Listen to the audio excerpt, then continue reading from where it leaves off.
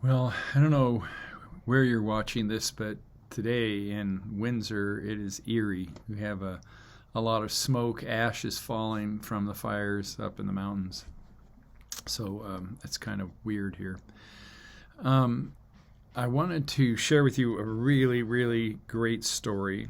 Um, this is from Second Kings chapter 6, and the king of Aram is at war against Israel, and Isaiah, or not Isaiah, I do these wrong all the time.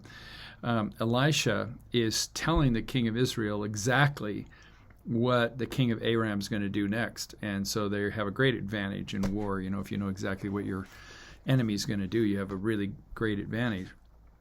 And so the king goes, well, somebody must be a traitor here.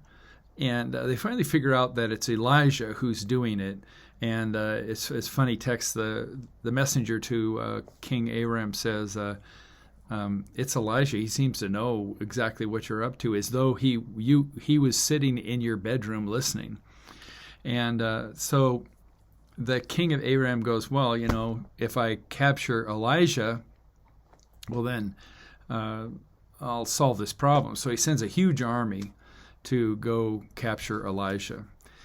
So in the morning, Elijah's servant wakes up and he goes outside for, morning cup of coffee.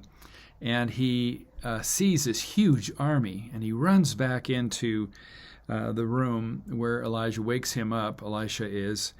And he says, when the servant of God got up early the next morning, he went outside, and there were troops, horses, and chariots everywhere. "Oh, sir, what will we do now?" the young man called to Elisha. "Don't be afraid," Elijah told him, "for there are more on our side than on theirs." Then Elijah prayed, "O Lord, open his eyes so that he could see." The Lord opened the young man's eyes, and when he looked up, he saw that the hillside around Elijah was filled with horses and chariots of fire.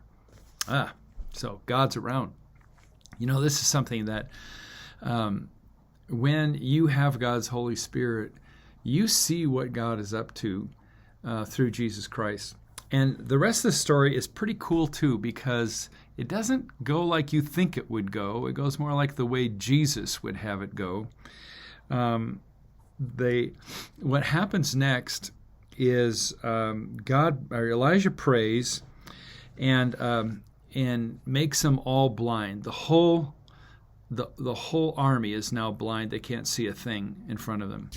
And so Elisha says, "Hey, the guy you're looking for, Elijah, he's not here. But come and follow me, and I'll take you to where he is." So they blindly follow Elisha to a city in Samaria. And so now they're in a city that's surrounded by Israeli troops. And Elijah has the Lord open their eyes, and their eyes are opened. And when the king of Israel saw them, he shouted to Elijah, "My father, should I kill them? Should I kill them?" And Elijah says this, which is strange. He says, "Of course not. Of course not." And then he does something even different than we would expect. He says, "Do not kill them. Do not kill prisoners of war." See, they're prisoners there in the city. They're basically surrounded. "Do not kill prisoners of war.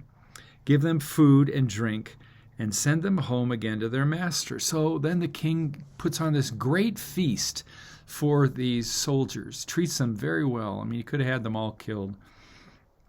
Makes a great feast, and after that, these raiders stayed away from the land of Israel. They wouldn't go into Israel because they had made friends instead of enemies. This sort of foreshadows Jesus, when he says that we're all enemies of God, but he dies for us. But he also asks us to treat our enemies the same way. Throw a feast for them. Pray for them. Pray for your enemies. Pray for those who persecute you. Bless them. Do not harm them. Do not trade evil for evil. But and then forgive your enemies. That's all Jesus. And here it is, Elijah already showing the way for that. Vengeance is not ours. And resentments are a poison pill we take to kill another person. When your life is filled with forgiveness, when you can let go of people that have harmed you, situations that have harmed you, you can live a free life. Because as long as you are holding resentments against somebody else, they are living in your head. And they're taking way more space than they deserve there. And so it's important to let go of resentments, to leave it in God's hands, and to trust Him. And I'll take that advice as well. God bless and have a great day.